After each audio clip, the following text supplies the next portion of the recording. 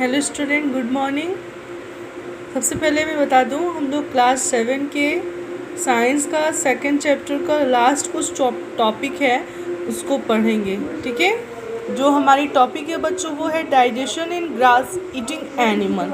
ठीक है, यानी घास खाने वाले जो जंतुएं होती हैं उनमें पाचन की क्रिया किस तरह से होती है उसको हम लोग को पढ़ना है। जैसे आप लोग यहाँ फिगर देख रहे हैं, digestive system of a ruminant here cow.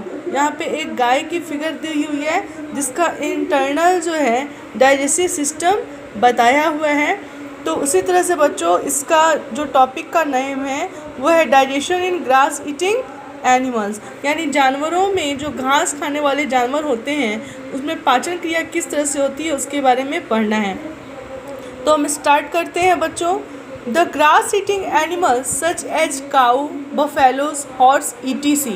swallow hard-chewed grass quickly and store in a part of their stomach called rumen। कह रहे बच्चों कि कुछ घास खाने वाले जानवर होते हैं जैसे कि गाय, भैंस, घोड़ा, ये सब क्या खाते हैं बच्चों? ये सब घास खाते हैं। ठीक है, कह रहा है कि swallow hard-chewed grass quickly and store in the part of their stomach called rumen। क्या करते हैं बच्चों कि आपने देखा होगा कि जो भी जानवर हैं वे उस समय भी लगातार जुगाली करते रहते हैं जब वे नहीं खाते हैं। ठीक है ना, हमेशा देखते हैं कि ये सब करके अपना मुंह चलाते रहते हैं। सबसे जानते हैं बच्चों ये क्या होता है?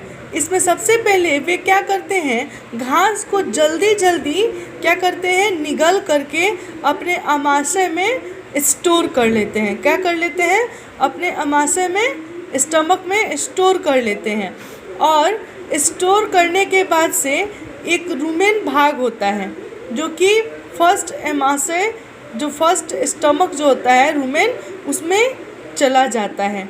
ठीक है ना बच्चों, यानी देखिए यहाँ पे कह रहा है कि swallow hard-chewed grass quickly and store in a part of their stomach called rumen। यानी जो घास वो पहले अपने अंदर जल्दी ले लेते हैं वो किस में डालते हैं? तो रूमेन में डालते हैं। रूमेन क्या है? एक स्टमक है। जो गाय होती हैं उसके स्टमक को क्या कहते हैं? तो रूमेन कहते हैं। अब आगे हम पढ़ेंगे बच्चों।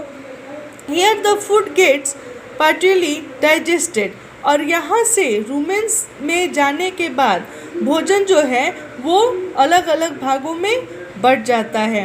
The partially digested food is called curd। When the animals are not eating, the curd returns to the mouth in small lumps and it chewed। This process is called rumination। This is animals are called ruminants। मैं इसको समझा दूँ बच्चों कि सबसे पहले तो जो भोजन जानवर जो हैं, गाय वगैरह जो ये लेती हैं तो सीधे डायरेक्ट किस में जाता है? रूमेन में इकट्ठा कर लेती हैं। और जो रूमेन जो होता है ये गाय का स्टमक कहलाता है। और यहाँ से जो इनका स्टमक होता है ये 4 भागों में बटा होता है। कितने भागों में?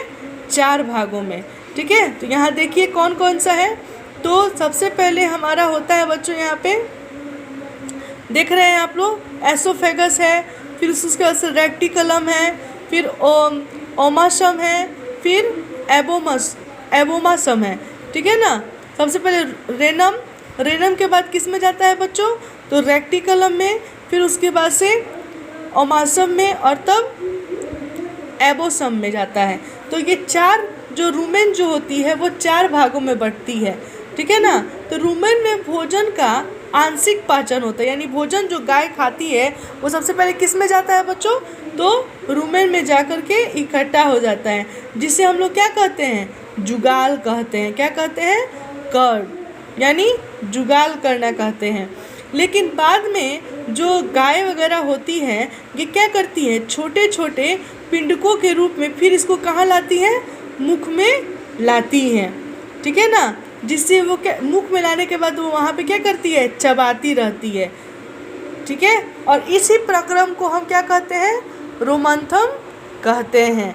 क्या कहते हैं बच्चों? इस प्रक्रम को रोमंथम कहते हैं, यानी जुगाली करना। क्या कहते हैं? When the animals are not eating, the curd returns to the mouth in a small lumps and it chewed. This process is called rumination. यानी लाने के बाद फिर उसको क्या करती है, चबाती है, तो उसको हम क्या कहते हैं, रुमिनेशन कहते हैं. These animals are called ruminants. यानी ऐसे जानवर जो जुगाली करते हैं, ठीक है ना, उसी को हम लोग रोमंथी के नाम से या रोमिनेंट के नाम से जानते हैं. आप लोगों को ये समझ में आ गई होगी कि घास खाने वाले जानवर जो होते हैं वो सबसे पहले उनका जो वो भोजन खाते हैं वो डायरेक्टली सबसे पहले कहाँ जाता है, तो रुमेन में जाता है. और रुमेन में जाने के बाद 4 भागों में ये रुमेन जो है वो बटा होता है. गायों का स्टमक कितने भागों में बटा है, तो 4 भागों में बटा है. ठीक है. अब आगे हम पढ़ेंगे बच्चों डाइजेशन ऑफ सेलुलोज. ठीक है, यानी सेलुलोज जो होती है वो घास में सबसे प्रचुर मात्रा में पाई जाती है. किस में पाई जाती है बच्चों, तो देखिए यहाँ पे grass is rich in cellulose, यानी घास में सेलुलोज की प्रचुर मात्रा होती है. Most animal and human beings can not digest cellulose. कुछ जानवर और ह्यूमन बींग्स जो होते हैं वो सेलुलोज को डाइजेस्ट नहीं कर पाते हैं. ठीक है ना. Plants food is rich in cellulose. जो पौधों को खाने वाले होते हैं वही सेलुलोज को क्या करते हैं, plant food is rich in cellulose. यानी जो क्या करते हैं बच्चों, जो पौधों को खाते हैं उसमें सेलुलोज जो है वो प्रचुर मात्रा में पाई जाती है. Cellulose digesting bacteria are present in caecum. यानी कह रहा है बच्चों कि सेलुलोज जो होता है उसमें क्या होती है बच्चों, कि इसमें यहाँ पे आप देख रहे हैं कि बैक्टीरिया आर प्रेजेंट इन कैरक्रम. सेलुलोज जो होती है, जो पाचन क्रिया होती है सेलुलोज जो डाइजेस्टिव होता है उसमें बैक्टीरिया मौजूद होते हैं. किसमें, तो कैरकम में. This is bacteria is not present in humans. और ये बैक्टीरिया जैसे कि जो सेलुलोज डाइजेस्टिंग होती है उसमें बैक्टीरिया होती है, लेकिन ये बैक्टीरिया जो है वो ह्यूमन्स में मौजूद नहीं होते हैं. ठीक है बच्चों. It is due to this that humans are unable to digest grass. इस देखिए बैक्टीरिया जो है वो जो सेलुलोज खाने वाले जो जानवर होते हैं उसमें मौजूद होती है, इसीलिए वो क्या करते हैं, घास को बचा लेते हैं. लेकिन ये सेलुलोज जो होती, ये जो सारी बैक्टीरिया होती है वो इंसानों में मौजूद नहीं होती है, इसीलिए वो घासों को डाइजेस्ट नहीं कर लेते हैं. आई होप आप लोगों को ये दोनों टॉपिक जो मैंने पढ़ाई, डाइजेशन इन ग्रास ईटिंग एनिमल्स और डाइजेशन ऑफ सेलुलोज, ये आप लोगों को अच्छे से समझ में आ गया होगा. और बच्चों आप लोगों को ये जो फिगर है digestive system of a ruminate here cow, आप लोगों को ये फिगर अच्छे से बना लेना है.